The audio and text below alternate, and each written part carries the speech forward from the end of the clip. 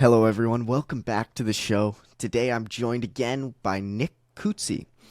And I had him on about 7, 8, 9 months ago. I'm not even totally sure. But either way, it was a really inspiring conversation. One of my friends showed me his Instagram page and said, hey, check this guy out. He talks about Stoicism, but in a way that I haven't heard of before. Just look at the way he explains it. And I was like, interesting. Let's check him out. And of course, I was in the mode of invite as many people on the podcast as possible, and Nick happily joined, and we had a great conversation about all kinds of things. But yeah, it's really great to have him back on the show. Yeah, thanks for having me, So Harley. thanks. Great to chat again, and also been great to watch your channel grow.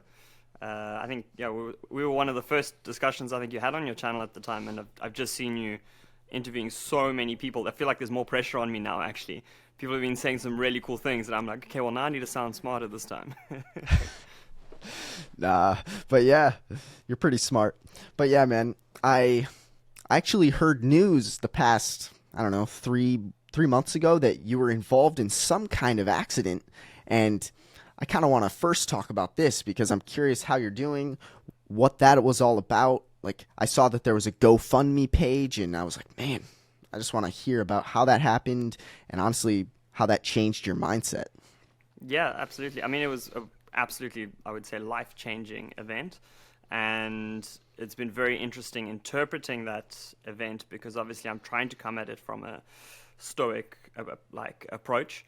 But about 3 months ago, I was in quite a serious motorbike accident. I was in Bali in Indonesia, and I'd only just arrived there. We'd been there for like 5 hours, and we were on our way back from dinner, and I was on a bike. I had my buddy on the back with me. I'm very confident on a bike. I've spent months in Bali before. And as we were coming around this corner, a car was in our lane.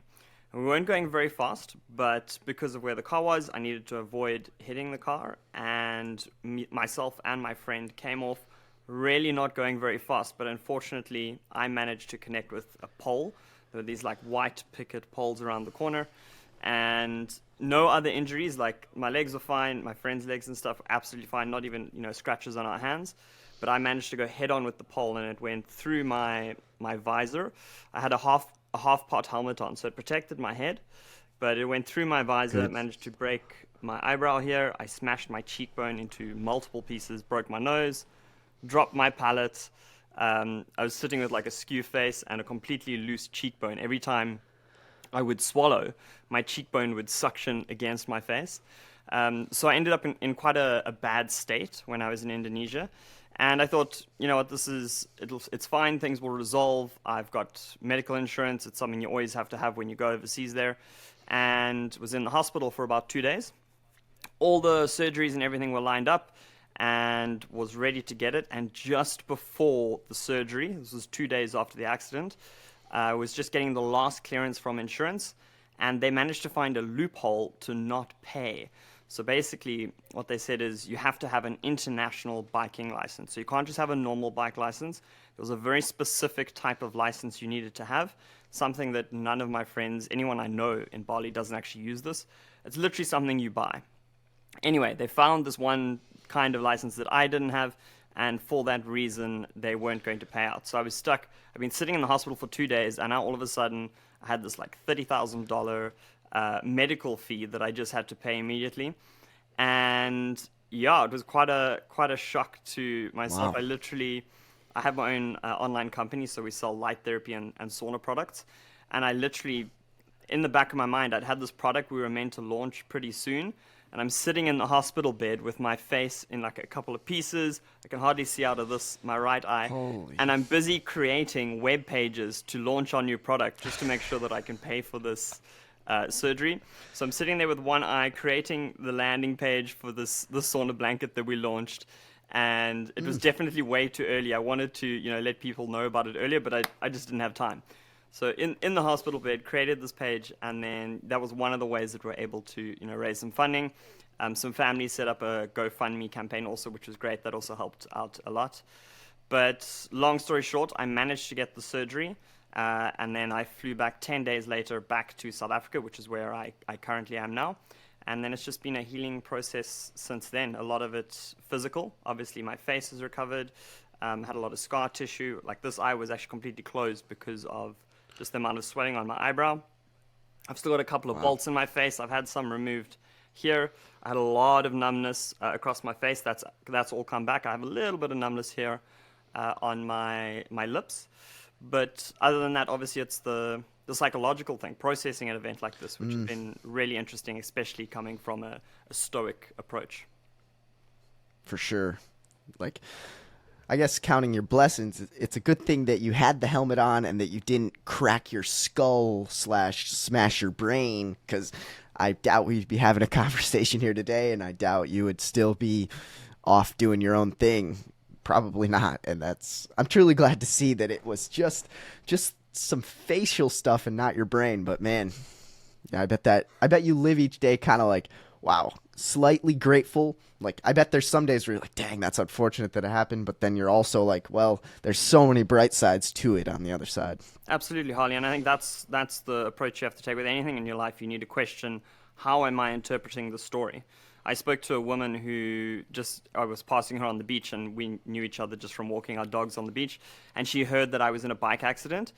And she told me that she'd also been in an accident, and she was depressed for 3 months after her accident because she kept thinking, like, why did this happen to me? Why was I in that situation? And I was completely shocked because from my side, I've been living with complete, like, a spring in my step. I'm so grateful and happy to be alive. I could look at the same situation and go, why was the car in my lane? Why did that happen to me? I shouldn't have been in that situation. But the story I tell myself is not that, so I keep that side in check. The story I keep telling myself, which I really feel is the true one, is that my brain still works. I didn't break my neck. I can still walk. I now have a completely different view on life. I mean, I will be walking in the morning and see a sunrise, and I look at that and I get to go, that's bonus. That is something I might not have experienced had things gone the wrong way. Either I would have been really badly injured, or I could have been dead very easily. You know, you hit a pole coming off a bike. It's a pretty serious accident. I could have ended up being a lot worse. So the story you tell yourself is something that, you know, you watch, and it's something a lot of people don't. A lot of people, I think, default into playing the victim. And I think that's kind of the human natural way to go, is to play the victim. And I think if you can just be a bit more conscious of that, which is something you know, like I've done with the situation, is just to consciously go, I'm going to choose the story that I tell myself. I'm going to choose how I interpret that event. Absolutely changes, you know, whether you're going to depression or whether you live the next few months or rest of your life filled with gratitude. Yeah. I wonder if you talking to her about it might have shifted her worldview. Like, I wonder if she heard how positive you were and was like, huh, maybe I should be a bit more positive. I think maybe you're I'm right. less I a think victim. it was a bit of, you know, in her face, like something like it seemed strange that I wasn't in that depression. But it wasn't something I was going to, you know, very much point out to her and make her feel silly about or anything like that. For sure. Yeah. Yeah, I guess it's like that this idea of memento mori, where you're like, remember you must die. Sometimes it's kind of cliche where it's like, yeah, I'll die, but, you know, I got 60 years to go. I'm 20 something. I got time. No problem at all. Sure, it's a good idea to remember that you will die, but I bet it sometimes just doesn't hit you as hard maybe as now, where you're like, I probably could have died and I was only 20 something, and you know, I bet it shifted your whole perspective of that phrase alone. Absolutely. I don't know if you've ever seen, but I've got this memento mori calendar that I fill out. And just if someone doesn't know what memento mori is, it's a Stoic philosophy which means remember death. And the Stoics don't view this as something dark or negative. It's actually a way to invigorate your life, to remember that you're not going to live forever. And the Stoic calendar that I have has got blocks on it, and every single week you color in one block. And there's 80 years worth of blocks on that calendar. So I'd already been thinking, memento mori, I'm coloring in these blocks. Okay, I've lived 30 years now, probably got another 50, just give or take, but probably another 50 years. And even that would invigorate my life and that. But now, it was just very much in my face that you think you've got 80 years, you don't necessarily have that. Some freak kind of accident could happen, and, you know, that could be your last week. So the memento mori principle was already in my head, but I think for a lot of people it's important to think about the fact that maybe you won't die of old age, and what are you doing today that is going to ensure that you are actually living your best life today and not planning that for 20 years, 30 years time when you think you're still going to be alive and you're going to be, in the old age times. It's not necessarily, it's not guaranteed. Yeah, it's totally not. But I'm sure like when you're filling out the calendar, you're like, oh, I got, 500 more weeks to go. But now I bet when you fill it out now, it's like, I bet you count the blessing of that fill out a lot more now. It's like, okay, wow, I get a whole nother week. But I have a question for you. It's like, this is probably not the best question, but are you currently satisfied with how you've lived your life so far? Like, what happens if Nick would have died 3 months ago? Do you feel as if you would have been satisfied with how far you've come? It's an interesting question, but I bet no one's fully satisfied with how far they've come. But like, are you proud of what you've done on this earth so far and the impact you've made? So it's a very interesting question, but it's actually something I will always try and avoid because, again, this is one of the principles of Stoicism, and it is you focus on what you can control and you don't let things that you can't control, have any effect on you. And the past is something you can't control. So whatever happened in the past, even if you look back at it now and you think you should have done things differently, at the time, that was the exact right thing you were meant to do. So at the time, whatever you did, even if it was a mistake, you had less information than you do today.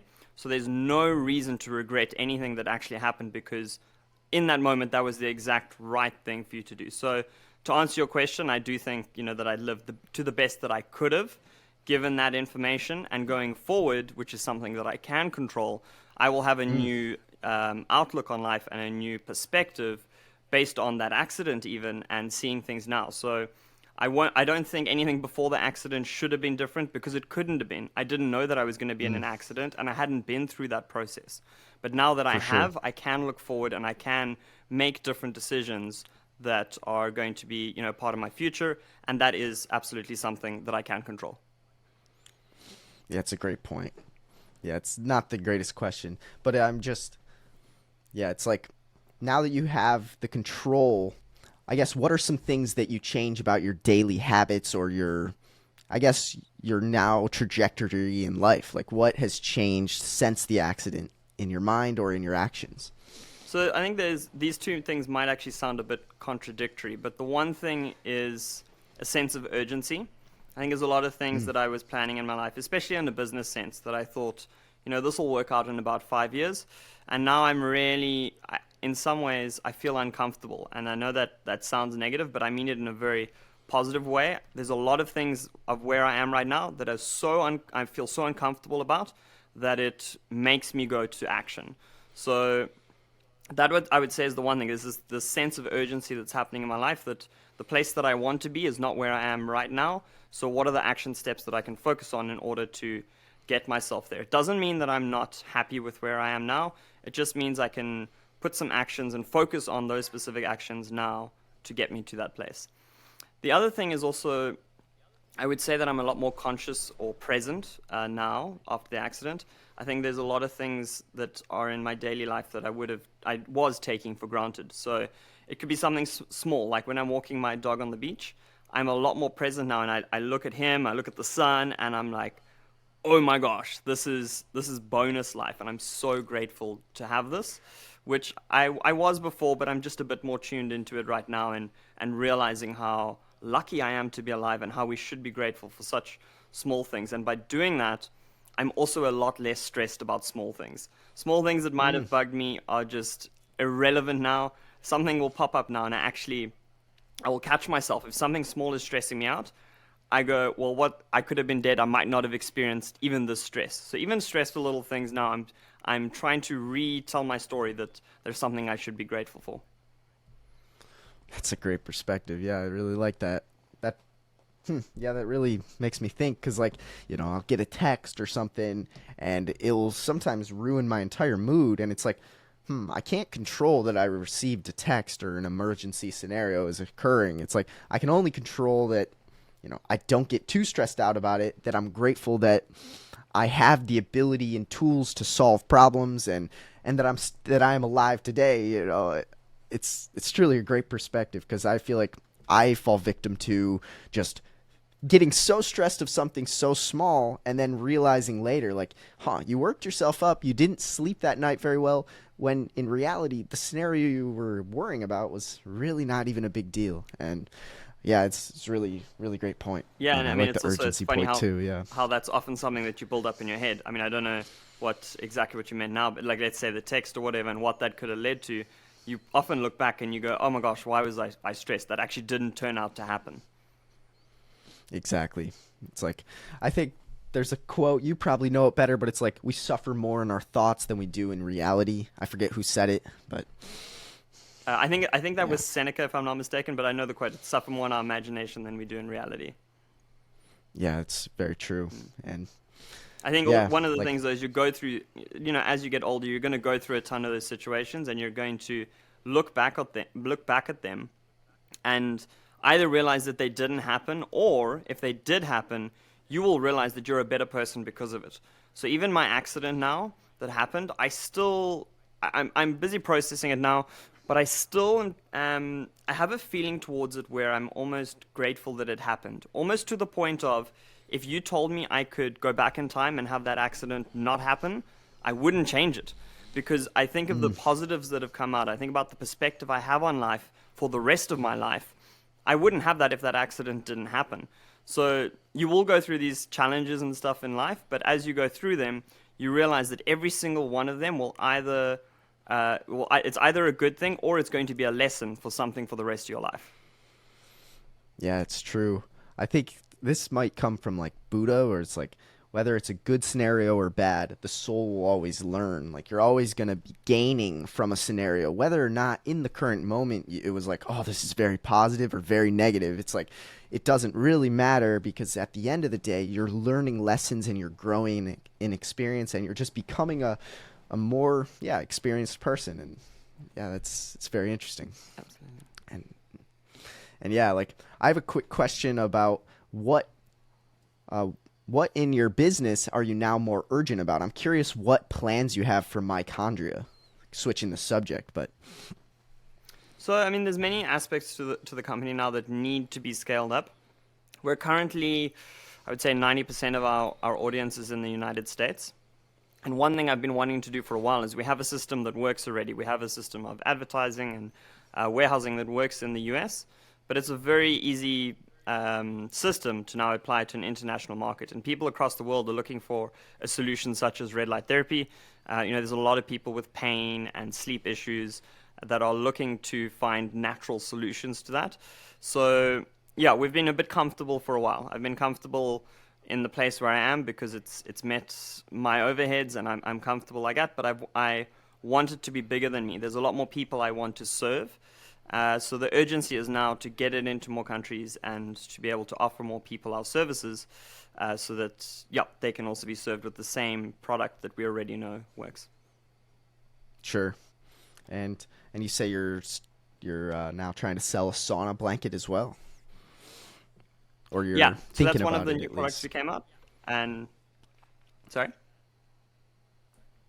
Oh yeah, you're thinking about creating a sauna blanket. Didn't mean to cut you off. Yeah, so the sauna blanket has come out. That was the product I launched from the hospital bed. That was, I mean, that's been almost a year in the making, and then it just happened to kind of come out then. But it's a very similar concept. It's also using light, where red light therapy uses non-heating type of light to energize your cells. That's a very basic explanation of it. But the infrared is very similar to an infrared sauna, where the type of light there heats you up. So where you would normally go to an infrared sauna and sit in there and then sweat, this is just a blanket. You can literally lie on your bed, and the coils inside there will give you the same effect, and you can do it in the comfort of your home and at a fraction of the price. Interesting. And I'm curious, like, how often you use, well, the red light and the sauna blanket. The red light is very consistent. I mean, it's every single day, especially when I had my injury here. I had so much scar tissue Oh, and my eye drooping. So I actually had a surgery cancelled. This is wild. My eye started drooping just because of the way they cut along my eye to open up, to put the bolts in. And when they did that, they went right along, I think it's called the sclera, or the bottom side of my eye. So the scar tissue started pulling this whole area tight. and the ophthalmologist had booked me in for a surgery where they were going to use some kind of filler to basically loosen it up. I wasn't very keen on it because as much as I can, I will avoid surgeries. So I was literally just using the red light on this area every day, trying to massage it and to get the scar tissue to break down. And I think it was 2 or 3 weeks ago, the surgery was meant to happen, and the ophthalmologist was very happy with just how my eyes come back up. So managed to avoid that and cancel that. So red light therapy every single day. I mean, most of us should be getting outside and getting more natural light exposure. It's a very good supplement to health and wellness routine. The sauna blanket I don't do too often. It is in some way a stress. It's a heat stressor. So I think twice, 2, 3 times a week is probably the most I'm doing it. It might be closer to 2, just because I don't think it's something you should consistently stress your body with. It is something your body adapts to, and that's the benefit that comes from it. But I wouldn't do it every single day. Sure. I'm curious, why do you think that the red light was healing your eye? Like, what do you know, like the scientific properties that were occurring to like help the scar tissue or the healing process? Maybe you've explained it to me before, but I need a refresher on how the red light helps in this way. Yeah. So, I mean, on a fundamental level, red light therapy helps your mitochondria to make more energy. So it depends where this is targeted, because whatever cell is having more stimulation of the mitochondria will lead to different effects. But in an area like this, there's 2 things that were happening. One is that it helps with collagen production. So the collagen is really going to help to get that elasticity back into the area where there's the scar breakdown or the scar tissue buildup. So having the collagen there just to increase the elasticity again, and also just reduce any kind of tightness. And then also blood flow. Blood flow is one of the side benefits that comes from red light therapy. It helps to stimulate blood flow in the area. So that means, whatever is needed in this area, metabolites or nutrients are going to be delivered better or cleared out better because of that increase in blood flow. Wow, that's interesting. That's truly awesome that you had that business and that knowledge about red light, and we were like, I'm going to put my face right at it regularly because I don't want to spend thousands on a surgery. And how about using a natural process versus a human cutting me open process? Absolutely. Like, I've tried awesome. not to push it. It seems a bit biased, but I mean, I was, as you say, extremely fortunate to be in that position where I had these products, and something that cost $500, I've now been able to cancel a $3,000 follow-up surgery. And not just the money side of it, I don't have to go under the knife. They don't have to put me under anesthetic again, which is, in and of itself, a risk factor and something that's not good for your health anyway. So yeah, very fortunate position to be able to do that. And now I have my own testimonial that I can share with people. I've always, obviously spoken about red light therapy, how I've used it for muscle recovery or these kind of things. But this is a very, very different kind of healing process. And to be able to go through that with my own product is also just put my own faith into my company even more. And I feel really, really confident, promoting this product now because I've seen it work with myself as well. Wow, that's truly awesome. It's like the right place at the right time. It's like happens to have a red light right there. Like when you first were injured, were you thinking to yourself, I need to start looking at the red light to like heal myself? Or was that a later idea where you're like, how about I try it? Like, I'm curious, like if when you were injured, you were thinking like, I need to get to it soon, or was it like a aha moment later? Definitely not an aha moment. I've had devices around me for 3-4 years now. So whenever there's something that needs healed, if I've gone running and I get like a calf strain or something like that, immediately I go, okay, put the red light on it. So it was always in the back of my mind. But when I was in Bali, I didn't actually have my light with me. So for 10 days while I was in the hospital and around there, I wasn't able to use it. So I was itching to get back to it. And when I got back from South Africa, I still had a drooping eye. I've got a video, if I could even share it with you if you want to link it, but it's my whole journey of what occurred. And there's pictures from like when I got back from Bali and what happened afterwards. And you can see how rapidly my healing sped up from the point of when I got home and when I was doing red light therapy. Immediately you can see like the scar tissue going away. I mean, my eyebrow was pretty closed. You'll see in some of the earlier parts of it. And that started getting literally day by day was improving when I got home. And obviously there's a lot more things to healing and recovery. I was obviously a lot more relaxed. I was with my family and my friends. I was grounding a lot more. I wasn't in a hospital, obviously, anymore. but definitely one of the key aspects to my recovery journey. Yeah, that's really cool. Yeah, I'll definitely link the video. And I'm curious, like, nowadays, are you completely recovered? Like, is there any concussion that you've experienced? Can you do exercise? Like, are you fully back, or are you still like in a process of recover, take it somewhat easy? I'll tell you a funny story about that. But so I did have a concussion, and I'll tell you something funny that came from that. But on my own recovery, I am 90% better now. The scar tissue and everything is a lot better, but I was completely numb on this side of my face, and I also had limited control of the muscles on my right side of the face. That's all come Wow. back now. The sensation is about 90% better. I have a bit of numbness along here, but this has all come back. I had something happen today, actually. I was swirling water in my mouth, and I realized it's the first time I've had sensation on the upper part of my gums. So I had the feeling Oh, of the cold water running through my lips, which is something I hadn't had in 3 months now. So it's getting there. I'm at a point now where I'm as good as, if it stayed like this, I wouldn't be unhappy about it. I'm very happy with where I am. But on the flight back after Bali, I'd gotten a really serious concussion during the accident. I blacked out for a good couple of hours, but they told me that I got a concussion. And when I was like flying back, I was wondering, am I feeling a little bit woozy? And I got lost in one of the terminals, and it was quite a complicated airport. I can't remember. I think it was Singapore, and I got lost in the airport. And as I'm walking around, I was thinking, oh no, there is actually brain damage. I can't find my way back to my bags. oh But no. retrace my steps and figure out exactly how it had gone wrong, and it's just actually a very bad or poorly designed airport. But it was quite funny because now these things were playing on my mind. I would like forget where I parked my car, and I was thinking, maybe there is a bit of residual damage that I missed out on. Sure. Yeah, like, are you kind of cleared to like take runs, do cold plunges? Like, is your brain ready for those things these days? Absolutely. I don't think my concussion was that serious. I mean, I haven't Mm. had any residual headaches or anything like that. I Okay, am good. obviously generally quite healthy, so I don't think, Yeah. yeah, it wasn't likely that I was going to get them. It would have been the first concussion I've ever had. And I know obviously concussions get worse with time. You're more likely to get them, and obviously there can be effects from that afterwards. But other than that, I've got no issues. I'm doing my cold plunges. I'm running. I'm back in the gym again, training. Everything is back to normal again. That's great to hear. Yeah. I'm curious if it's this whole scenario has shifted your perspective on like family and like how much time you should spend with them, how much you should think about them, times you should visit, etc. I'm just curious about that because I'm debating moving away from my hometown and going off on an adventure, but I'm just curious your thoughts on like being separated from family, coming back. I don't know. Yeah, what's your thoughts on all that? How old are you, Holly? 22. Yeah, you should definitely get away from your family, and then it's also really important to get that perspective. So I'm 30 years old now. I'm a Mm, little bit older than you.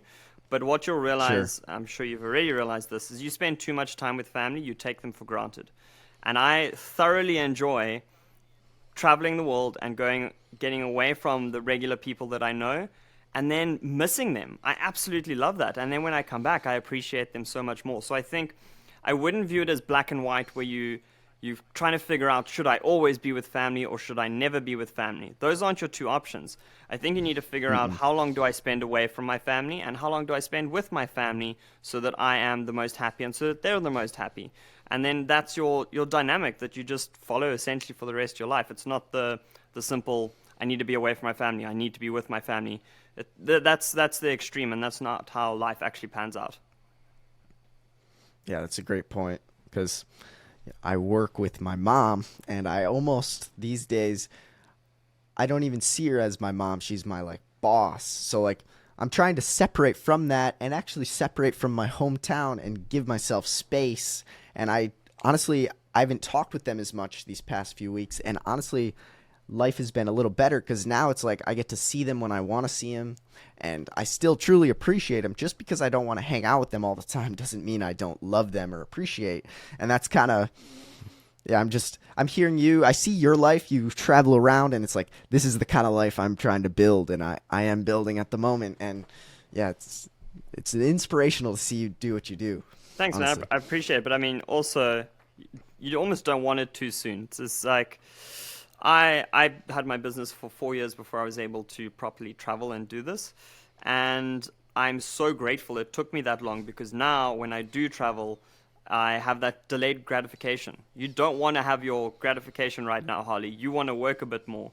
And it seems, obviously you're like, I want to travel and I want to do these things, but the longer it takes, the better it's going to be when you actually do it. It's a good point. Yeah.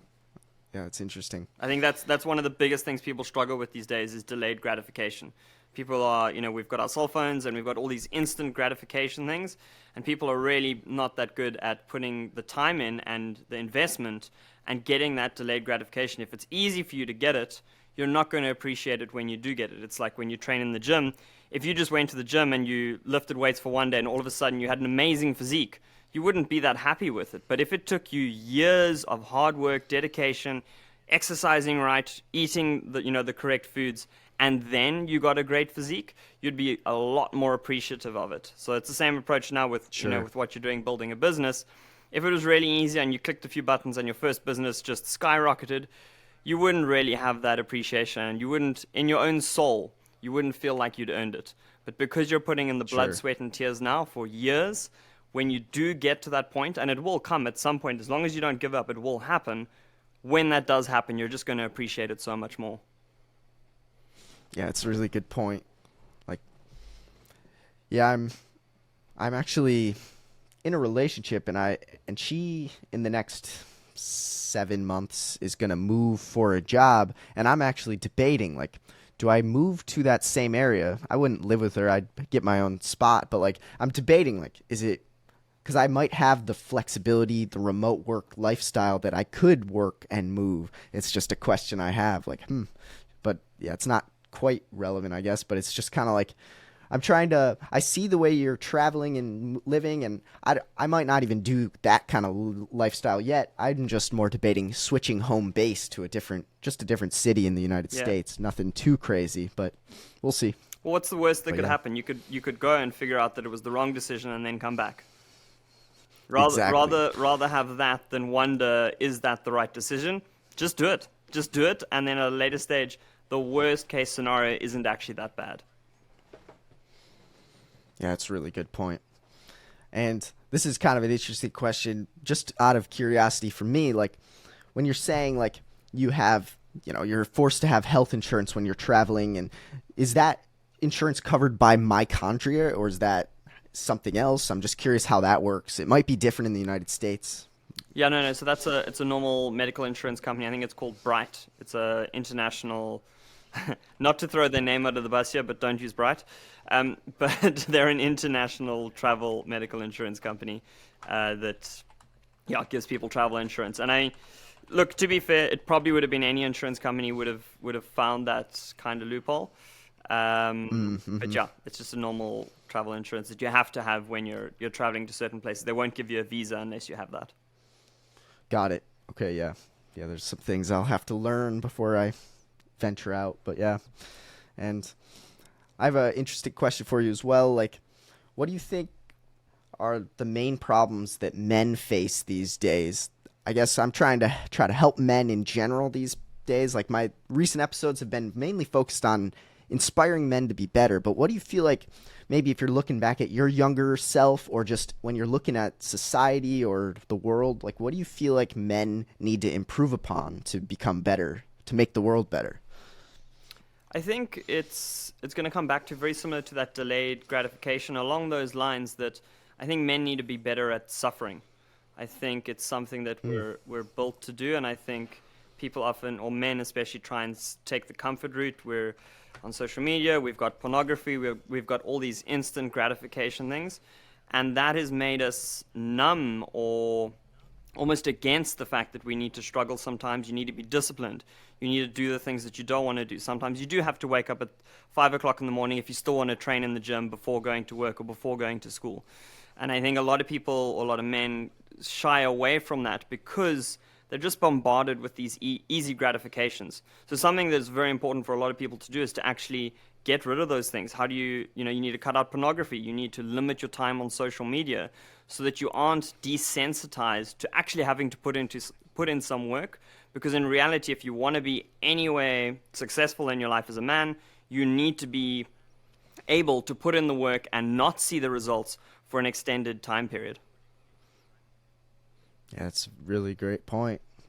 Life is so easy, it seems, these days. We have all these, pleasures that you can just grip from a few button clicks, or, ease. You get DoorDash to come to your door. You have porn just a few clicks away, social media, Netflix. But it's almost as if comfort is raised to the highest level of importance, when in reality, it's that delaying gratification. It's doing something that's pretty hard, but it's growing you as a person, doing something that is making you stronger, making you a person with better character. And I feel like that's just not highlighted very much in culture. I think it is in some circles, of course, but it's like, it seems like sometimes there isn't that much of a motivation to be like, are you pushing yourself to the limit? Are you going till you can't? Are you trying that thing that is making you uncomfortable? Bringing back the uncomfortable point, where you're like, I'm happy to be uncomfortable. A lot of people hear that and they're like, why is he happy to be uncomfortable? And it's like, well, that's how you truly grow in life. So many people,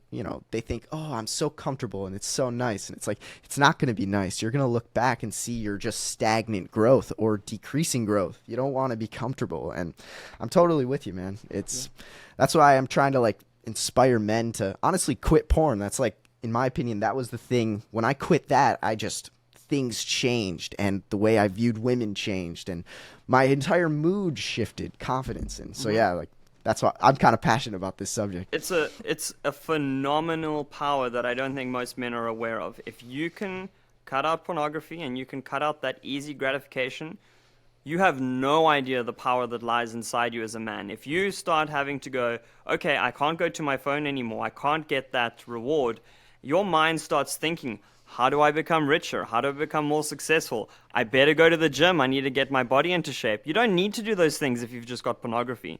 But as soon as you take that away, you will be amazed at the amount of motivation and drive you have to be successful, because now your only option is to actually become a high-value man, where a high-value woman will find you attractive. Totally true. It's like I remember the day I cut out porn, I actually purchased a cold plunge on the same day. And it was kind of a chapter switch, where it's not jerking off kind of gives you a huge testosterone boost, especially if you go for a long time. Plus cold plunging boosts your testosterone. Both those things I was doing, and I felt like the most confident guy ever. Confident and super motivated to just conquer a ton of things. That's crazy? Work-wise, gym-wise, yeah. You also find, I'm not sure if you've noticed this, but also just talking to females, you feel a lot more confident. You can hold eye contact a lot better. They're not, in some ways I also find that I approach women in a very different way. It's not objectified. I don't view women as this object or sex object. You can just have a really good conversation with a female, and you can do that in a very calm, relaxed situation or approach, where you wouldn't have been able to do that if you were watching pornography every single day. It really, I think what you're doing on the topic that you're addressing there is so profound, and anyone who's been on the other side of it and cut it out and found the benefits of it will be able to, attest to the same benefits that you're talking about now. It's life-changing. Truly is. Yeah, I'm just thinking of my two different selves, the one when I was watching porn and the one not. It's the one watching porn, I go into the gym, and then I see a girl that's kind of attractive, and I noticed myself just staring the whole time. But it's I could tell, she's kind of creeped out. This guy's just staring at me. Versus the second option is oh, I just kind of walk up, how's it going? It's just a conversation. They're no longer an object of sex. They're just they're a human that has some struggles and is trying their best at the gym today, and is Absolutely. Just wanting to have a friendly conversation or not, Harley, But, yeah. you've literally, it feels like you've taken the thought process that happened in my head and just repeating it. It's the same thing. You also notice that you don't approach with the idea that it has to be sex. It could just be a normal conversation, and because of that, you're not going, what is the perfect pickup line to use with this person? You're actually just going, I just want to have a friendly chat with this person, see if we connect. And because of that, you come across so much more attractive, and you are a lot more confident and calm in that situation. For sure.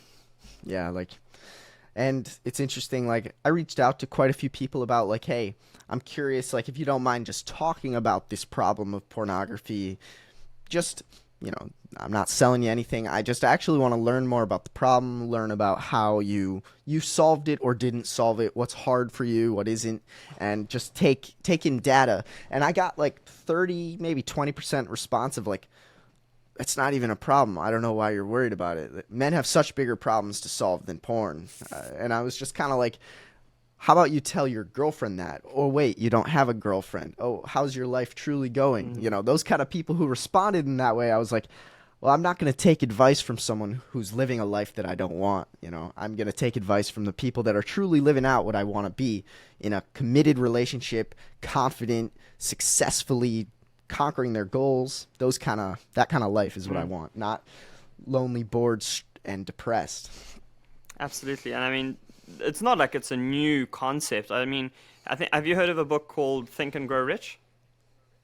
Yeah, I haven't read it, but I should now. Oof, it's one of the best books out there to read on like business and just, your own success. But one of the concepts in there is called sexual transmutation. And it's taking that sexual energy that just gets depleted when you have that easy access, and how do you turn that into other areas of your life? So how do you train in the gym? How are you more disciplined with your exercise? How are you, more driven or motivated to build your own business? So it's not like it's a brand new concept, but it's a very relevant concept today in the day of ease of access to information. And with the internet now, it's very easy to numb that power that is within men. Yeah, it's a good point. I think numb is a great word for it. It's like you just kind of feel numb to positive emotion, numb to motivation. Oh, yeah, I'm not that motivated. It's like, if you think about it evolutionarily, it's like you've just like, technically speaking, if you just jerked off to porn, you now have simulated in your brain that you've already like, you just hit the peak of life. It's like, oh, you've climbed the highest mountain to climb. Now you can relax a little bit because, you climbed that mountain. But in reality, you did nothing, and now you're not motivated anyways. It's just an interesting double-edged sword there. I'm not sure who I'm quoting here. I think it's Jordan Peterson, but he was saying that today a 14-year-old can see more naked, beautiful women than any of the kings or, that lived 100+ years ago. They would not have seen that much beauty with that much ease of access. And there's serious consequences to that. For sure, man. And like translating it, like some people might listen to me like or you say like you should do things that are hard, that make you stressed, or that like push you or make you uncomfortable, but like they might be feeling like, I actually don't like being uncomfortable. Oh, I don't want to go to the gym. It just doesn't sound fun. It doesn't sound good. And like, I totally understand that perspective. It's just once you start going, you almost crave the uncomfortability, and you crave the thing that oh, I don't necessarily want to go to the gym, but I'm going. It's just part of my deal. I go, and then once I'm in it, I'm on the bike or I'm on the rower or doing something hard that I'm sweating and breathing. It's like in the moment, you're like appreciating that you're doing something that's bettering your future self, or I don't know. It's like it's a meaningful thing that it's so much more difficult, but because of that, it's like fulfilling and meaning. I don't know, it's hard to fully explain, but some people looking in might not know what I'm talking about. Yeah, I think a lot of people look at guys who just go to the gym and exercise, and they have this kind of bro look at it where they're just trying to build muscle. But I think beyond the physique or anything like that, the most important benefit that you get from training regularly is that idea that you have to work hard and you have to suffer a little bit. And that's what we were talking about earlier as one of the most important things men can learn. And it's not just in the gym, but when you do it more in the gym, you do find that you're able to work harder on your business. You now have that same approach. Your brain starts wiring to going, okay, I'm not going to get my reward very easily. I need to go and do 1,000 push-ups today, or I need to go and write 50 cold emails today. Those are the kind of, you need to rewire your brain so that is how it thinks it's going to get its rewards. You can't be sitting on social media all day where you just get those instant gratifications, or it's very obvious why you don't have motivation to do your work, because your brain is just saying, oh, we could do that work, or I could just log onto Instagram or log onto TikTok and just scroll through there, and I'm going to feel the same kind of way. So what do you end up doing? You end up doing that, and then you end up saying, oh, I really struggle with motivation. Maybe hard work just isn't for me. Oh man, it's so true. I think Instagram's like the biggest trap I've ever faced. Like ever since I saw The Social Dilemma, I kind of deleted it, and for like 2 years I didn't have it. Then when I started this podcast, I was like, I think there's a cost that I'm going to have to, take on, which is downloading Instagram and posting. And I've now found ways to like post without needing the Instagram app, which has been just truly beautiful. But like, man, for me, who talks about being disciplined, I think Instagram is one of my biggest, like, I should not be allowed to touch it. It just grips me. Like, even if I'm motivated to do things in the real world, sometimes it's just my attention just gets gripped. And then all of a sudden it's been 30 minutes and I was like, man, I was just trying to answer a DM on this Instagram. Oh, dang. It's so frustrating. Yeah, you go on to see one thing and then you end up sitting for half an hour and not doing that one thing that you actually came there for originally. Man. Yeah, it's honestly like, I'm trying to find it. Like, I've recently just like started, instead of taking notes on my phone, like I would normally like, oh, I have an idea, let's take notes. But then like I'd notice I have 6 notifications, I see a different thing, and all of a sudden the thought I had is completely gone. And I've started taking notes just on this tiny little notebook. It fits in my pocket. I have the pen ready, and I just go in, and then at the end of the day I kind of like analyze, okay, what other thoughts did I have? Because like when I open up my phone at the end of the day, it's like I just get so zoned, and I just I forget about what my true important tasks are. And I guess you know what you could try to do. I used to do this, and I actually haven't been doing it recently. But you can also, let's say you need to do something on your phone, go on Instagram, just quickly change your settings so that your screen goes gray. You put it into grayscale, and because apparently one of the reasons why it draws you in is the colors. So those red colors that they use are very specifically used because that fires off your brain the signals that you're going to get a reward if you click that red button and you look at your notifications. So if you put your phone on grayscale, you're probably less likely to get sucked into that void. Just quickly do it, go onto Instagram, do the thing you needed to do, and then get out of there. Dang, that's a great point. I think I've done that before, and it did work, and I for some reason just if you have an iPhone, there should be a way to make it a shortcut, so you can just do the triple click. I do the triple click with my phone just for a red screen. So that's what my phone looks like. Triple click it, and then it goes red. You can also do that for grayscale. I think if you just go on YouTube, I do have a video on it, but just go on YouTube and look up like triple click red screen iPhone. You'll find out how to do it in your settings. There's no special app or anything like that. But you can essentially do it with any screen color setting. So you could do it with grayscale. I think making it one color red is probably also not a bad idea either. Sure, yeah, it's really great. Yeah, it seems like a lot of people might not even have the understanding of psychology or the way the mind works, and they just are like, oh, yeah, this Instagram app, it's free, and oh, porn, it's free, or oh, Netflix, it's pretty cheap, or this fast food, it's cheap and it's easy, and it's like they're not realizing that like we're not built to have such an easy life where everything just comes when you want it. Because nowadays, if you actually have to wait for something, you're just impatient. Oh, I'm so impatient. I'm used to like Amazon. It's supposed to be here yesterday. It's always just impatience. And I'm just trying my best to like honestly kind of live a lifestyle of when I each day just don't take my phone and I walk outside in the sun and I just think, meditate, and I just like I don't know, I feel like our screens just distract us from the real life a lot of times and kind of give us all kinds of shortcuts and oh, life is easy, try this click, and it's like we need to get off of them.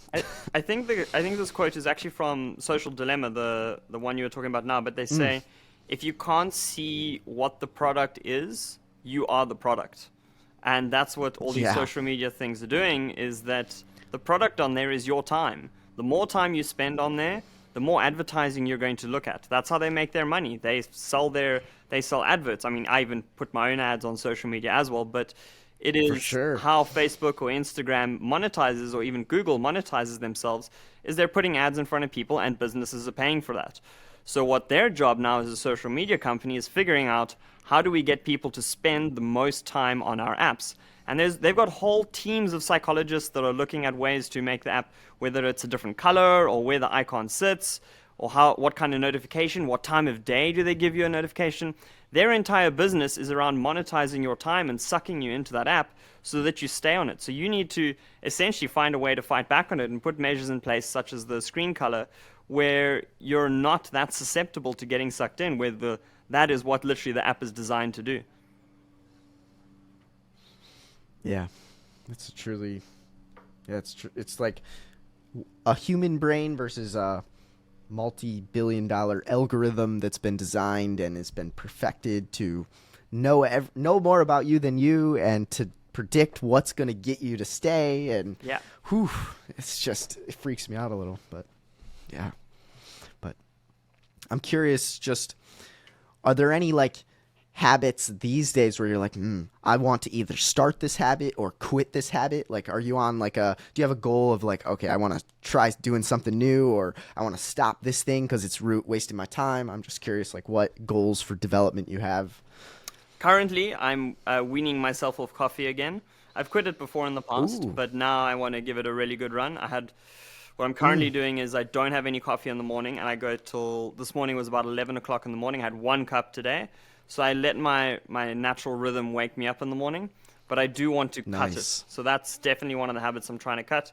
I think there are benefits to drinking coffee. You do get, an energy kind of burst from it, but there is a crash on the other side. And what I've experienced in the past is that if you can completely cut it out, over the long term, your energy actually stabilizes and you just have a more stable energy through the day. So right now is a time in my life where things are a little bit more calm and quiet. So it's something I'm trying to wean down now. It's very hard. If you any kind of business, you run your own business and you drink coffee, you will know that you associate drinking coffee with productivity. So the hardest thing to do is to think, okay, I'm going to drink less coffee, and then you're thinking, okay, I'm not going to be as productive, therefore my business is not going to do as well. It's such a hard loop to try and break, and you really have to tell yourself, or get that story in there, that by quitting coffee in the long run, you will be more productive throughout the day overall. So that's something that I'm currently toiling with in my mind. Hey, nice. Yeah, I know my roommate's actually trying to do the same thing. I actually never grew up drinking coffee. It just, honestly, when I drink it, it almost makes me even more tired. I just am not used to it. So luckily, I've never even had to really worry about that. But I do know how difficult it is for one of my men who is just like, this is my 3rd cup when normally I have 6. It's like, he's just dying. But I bet there's a way to truly walk from it. Like you said, you're going to stabilize, and then now you're going to have natural energy. You're not going to be dependent on something else to give you that boost of productivity. Yeah, I think but it's unfortunately, if you've been a long time coffee drinker, that doesn't happen for 30 days. For 30 days, you're going to have a bit of a scatty mind. Your motivation's not going to be the same. So weaning off really slowly and trying to push the time when you do have your cup of coffee. Like now I'm pushing it to 11, 1 cup a day, and I'll just do that for a little while. Then maybe I'll have half a cup. Sure. Just because it's brutal. I couldn't suddenly stop. My business, I feel like it would fall apart. I see what you're saying. Yeah. Yeah, one of the habits I'm trying to implement is honestly getting to bed at a reasonable time. Mm-hmm. Honestly, I can tell I'm more of a night owl. I get so motivated at 10 p.m. Just I'm motivated. People are going to bed. Now it's my time to grind on my tasks. When in reality, sometimes I'll get distracted. I'll stay up too late. I'll be looking at screens, and now I can't sleep because of the blue light. And I'm just my goal is to cut off screens by 9 or 8 p.m. and then honestly just read a real book.